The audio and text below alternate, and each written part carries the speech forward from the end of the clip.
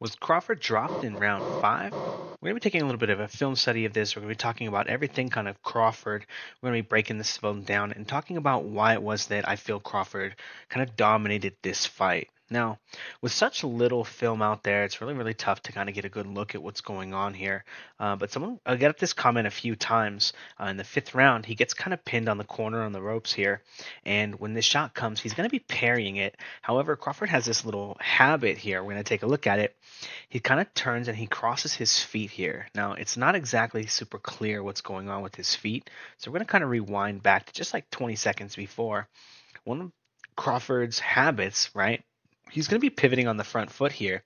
Take a look at his back foot here. Now, this is the moment that Madrimov is going to be looking to attack Crawford. And when Crawford gets his weight interrupted here, he winds up coming up off the ground when he pendulums to make this move here. And that's what causes him to kind of fall off. And he's going to do this again, changing directions here, not really controlling Madrimov in between, right? And then just trying to take a step and pivot off the line just like this. And you see how his feet get crossed right here? Again, he's going to get attacked in that final sequence and wind up moving into a position where, like just like this, where he's going to come down and his front leg really isn't under him. That's what causes him to kind of go down. Okay, let's go ahead and take a look at it one more time here. And then we're going to take a look at some highlights from the fight that were kind of, again, going down right here. Not really a knockdown, not really a thing, not really, you know, not a knockdown. But one of the other things we got here is Crawford's very, very, very clean jab here. It was very, very common in the fight, and the effectiveness of it just wasn't really, people just didn't understand how effective and how powerful of a shot it really was throughout the course of the fight. So I kind of just wanted to highlight a little bit of that. We're going to highlight a few other things too. We're going to come back to this one here. Here's a rear hand from Madrimov, and again, getting a little bit deflected here by the glove, and then we see when it's landing here, right?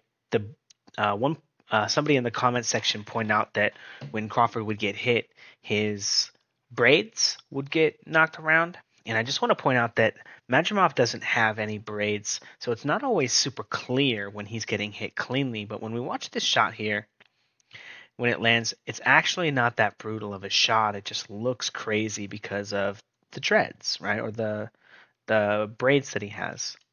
Okay, and I think this was a really common thing. Again, no braids here, landing a left hook as Madrimov comes in. And then a decent shot.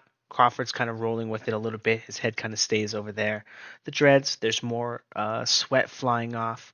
They're trading a little bit of 1-for-1 here, right? Decent shot from both guys. More moisture, more hair, take that how you want. Getting here, decent shot, getting him with this rear hand. You can see a little bit of the weight actually not really hitting Crawford and kind of missing. But some of the better shots that Crawford lands here, or that Madrimov lands here, not all of his weight. Really, really good shot. Again, is he getting all his weight in? Another one of those things here. Always shifting forward. Right. Again, one of the big differences between Crawford and somebody like Madrimov is just how precise landing a power shot here, a power shot here, into a power shot here, into another power shot here. Okay. Crawford's so fast with his hands not falling off balance, allowing him to really put himself into positions to really score a lot. And again, landing with the knuckles here, flush, landing with the knuckles here, flush. We just saw that shot. And again, look at all the damage that he's getting to do with these shots. Again, I want to point out another reason, right? Another reason that I feel very comfortable saying that this was a dominating fight. Look at the position that Madrimov is in.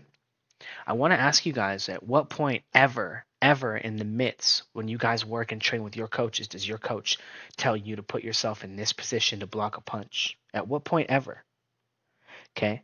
Now, I don't want to call him out for ducking below the waist, right? But here's the thing. You're not allowed to put your head down on the floor like this. Okay. Look at the punch. If Crawford throws a hook right here, he's going to hit Madrimov right on the top of the head. Where is it that Crawford's right now legally allowed to hit Madrimov?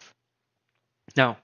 The fact that he's doing this is simply, this is called cheating. In the amateurs, they would call it just blatant cheating, okay? Because that's what it is. It's breaking the rules. They call that cheating. We know that it's not like this disingenuous thing, like he's trying to cheat or hurt Crawford. He's just protecting himself. So we all give him that kind of pass, like, oh, well, I dug my head too. But this guy's been training his whole life and he doesn't know how to block or slip a punch. Are you kidding me? Been doing this his whole life and he's still getting away with doing this. This is really dangerous for Crawford. Do you guys have any idea how many stories I've heard from people in the amateurs throwing a punch at somebody and someone ducking their head like this and they hit the guy on the top of the head and they fracture their hand? A guy I talked to, he's, oh yeah, man, I was going to go to the Olympics. I had 180 amateur fights. Think about that, 180 amateur fights, and he had to retire because he broke his hand and he had pins in his hand from reconstructive surgery. Okay, you're not allowed to hide your targets. You're not allowed to duck. Okay, and just putting this together, you know, if you're being real about it, how many times is Crawford ducking below the waist to get away from a shot that he didn't see coming? Right? How many times did Crawford put himself in a position where he was going to cheat to avoid damage? Right? Is that what's going on here? Looks like he's, you know, paying the cost of business here. Okay. Now, again, because Madrimov is going to be shifting forward and moving and falling off balance, a lot of times when Crawford would land, he would easily outscore Madrimov because of this dynamic, right? The other dynamic being simply the jab. Another one of those kind of power shots. Again, look at his ear flopping around. Look at his whole head snapping. Crawford landing the shot, 7, 8, 9 times around. I don't know what the actual number was, but how many jabs was Madrimov landing? He landed a couple of left hooks as well, right? Couple of lead right hands, and there were like some very obvious shots that Madrimov was landing, but most of the scoring ratios felt wildly in Crawford's favor. Now I want to talk about another kind of little thing here, very kind of obscure and interesting thing. If we take a look at his box rec, Terence Crawford has fought 3 times here in 2014, twice in 2015. Okay, we go up the list here. It was twice in 2015, and then twice in 2016.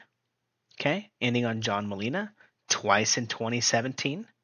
Okay, then twice in 2018, ending on Benavidez Sr., twice in 2019, ending on Kavaliauskas.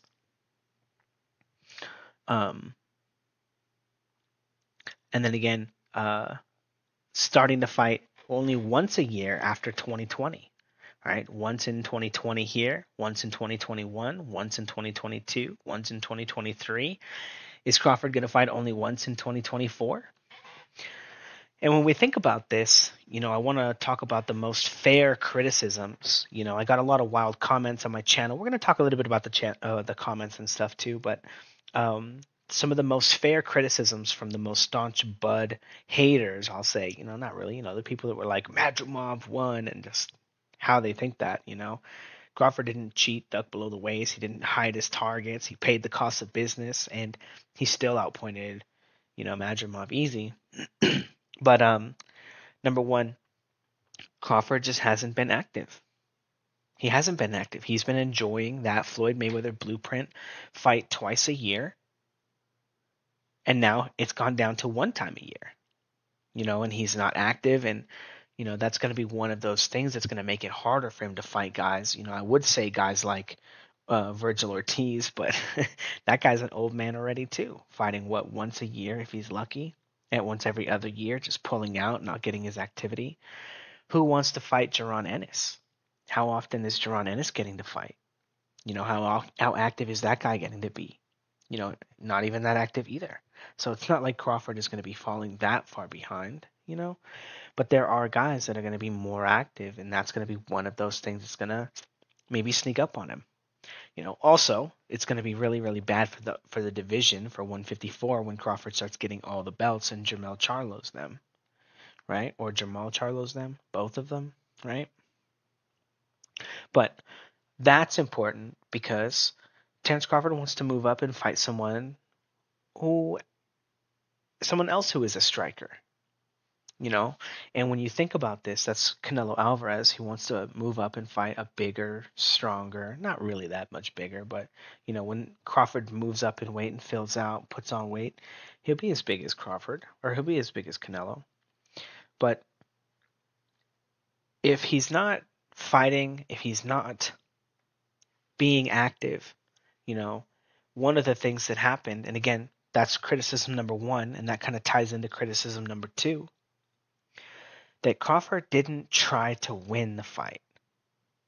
He fought to survive. Right? Now, that's half right. He didn't actually go out there and try to close the show, but that's not because he was trying to survive. That's because he was winning the boxing match. He was winning. He was kicking his ass. The guy's walking into punches, getting jabbed, his eyes getting jabbed off. Who's going to win this fight? Like, say we give this fight 3 more rounds. Who are you guys picking after 3 more rounds? Who?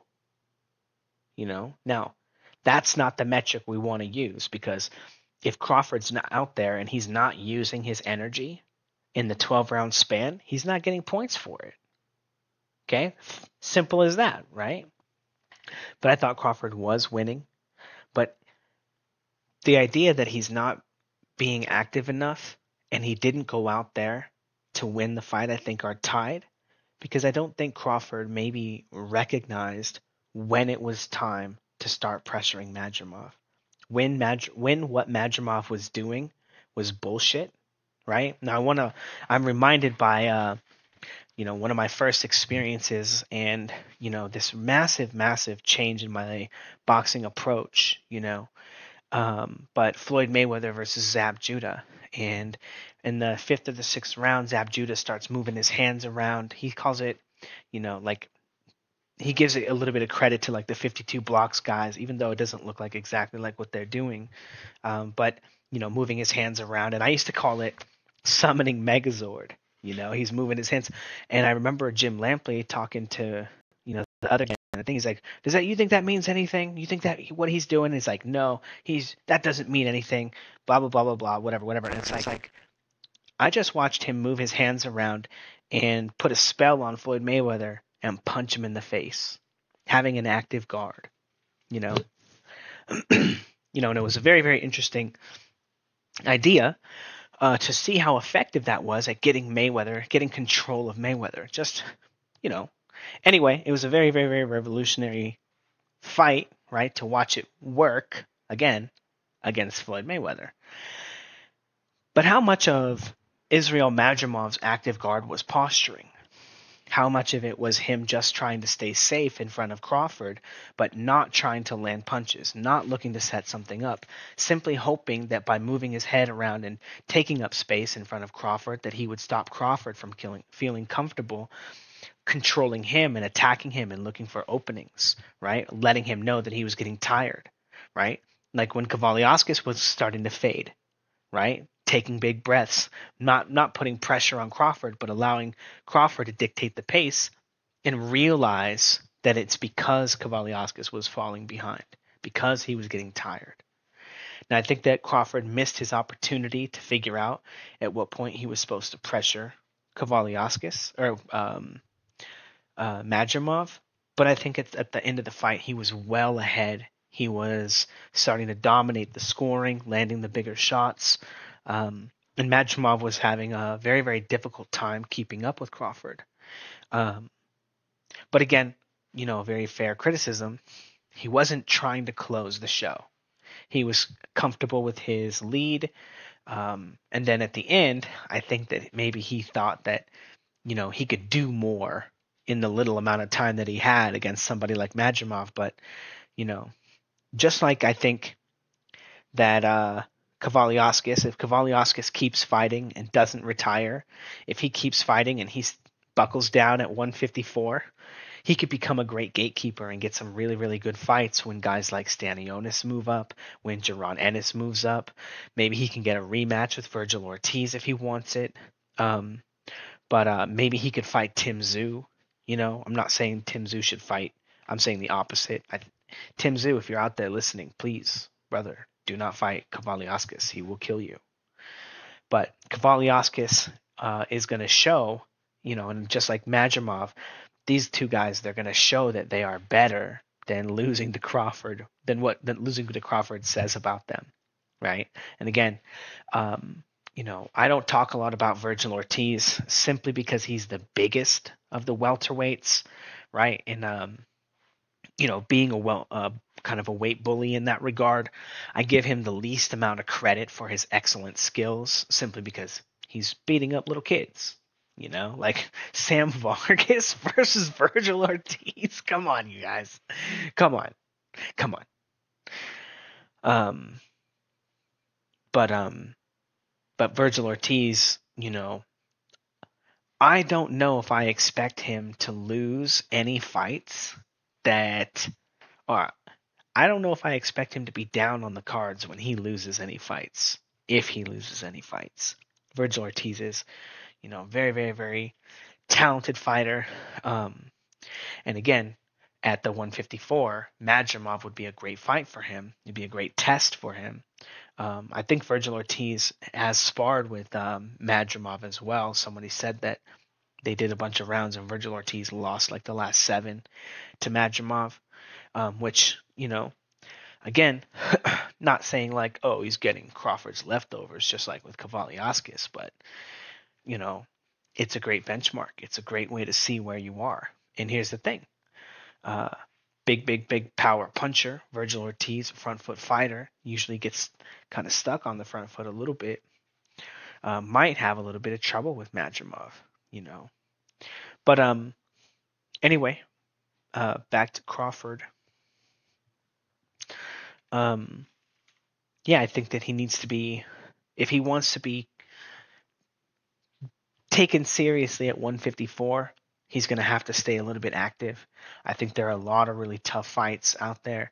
I think that if he's going to fight somebody like Virgil Ortiz, and Virgil Ortiz is closing in on a belt, if Virgil Ortiz gets his hand on a belt and can block Crawford from unifying, and continue to make 154, who knows, that Crawford's going to need to be active. He's going to need to be, one fight a year is not going to be enough for him to know when to turn it up against someone like Virgil Ortiz. The guy's so explosive. The guy's, even though he's not active himself, um, maybe he's going to try to get active to try to steal a belt. In fact, everyone in 154, just like when when everyone was worried when they heard in the club, and apparently everyone was worried 50 Cent's coming, flood the market with your music.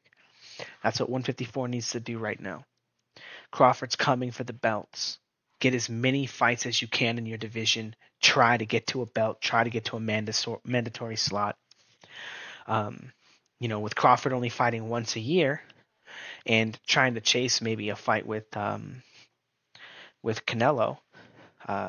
he's not going to have all the negotiating power. People are not going to be taking him seriously.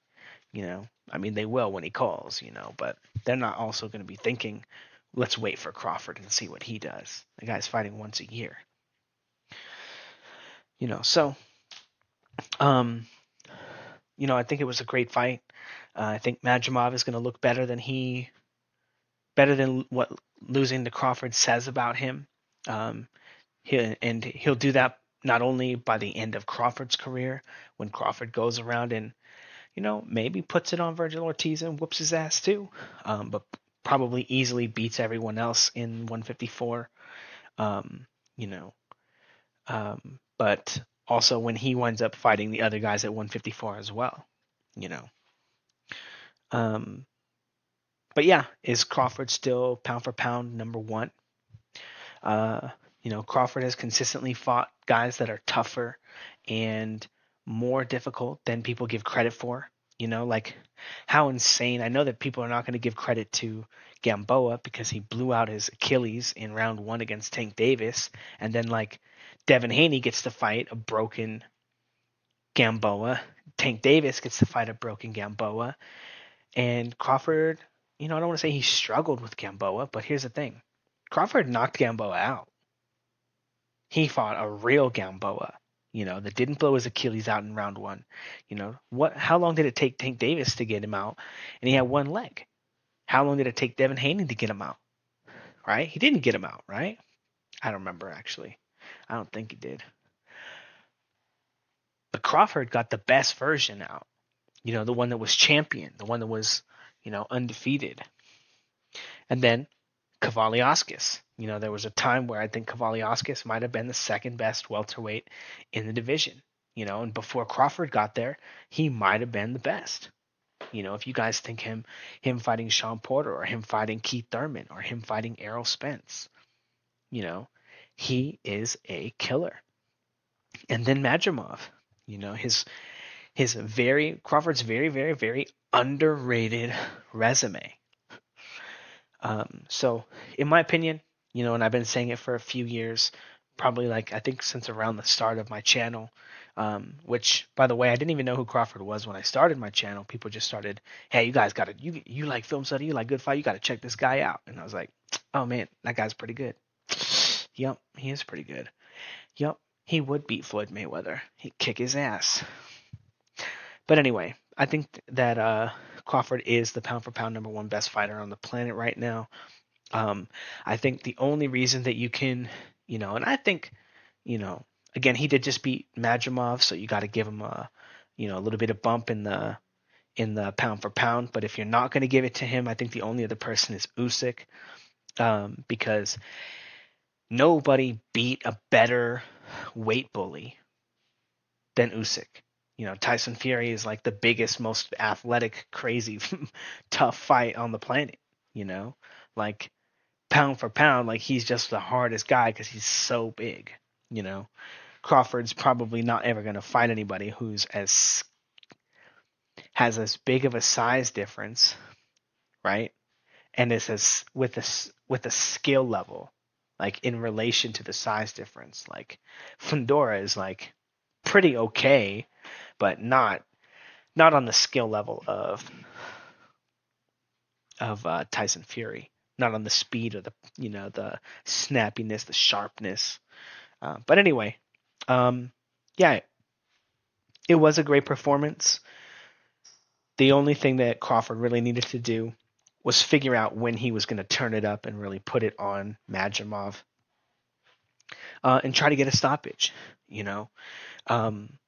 Because everyone has all these like crazy high expectations for Crawford, not knocking Madrimov out, not also getting dropped by Kavaliauskas, getting hurt and stunned by Gamboa, like all these like crazy knocks on his career. Like people use that to bring it up, but they just don't understand how good he really is. Where Crawford's real place in boxing history is going to wind up.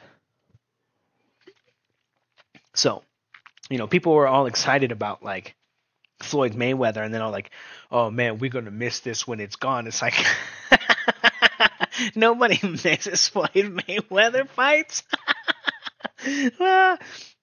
If they did, you would know that he's about to fight this guy John Gotti for the third time. Who? Oh my goodness. But you guys are gonna miss Terrence Crawford when he's gone. You're going to miss him. You're going to be sad that he spent most of his career fighting twice a year and then went once a year. Good for you, Crawford. You fought your whole career your way on your terms. You still got to be pound for pound number one. You're still undefeated. Good job.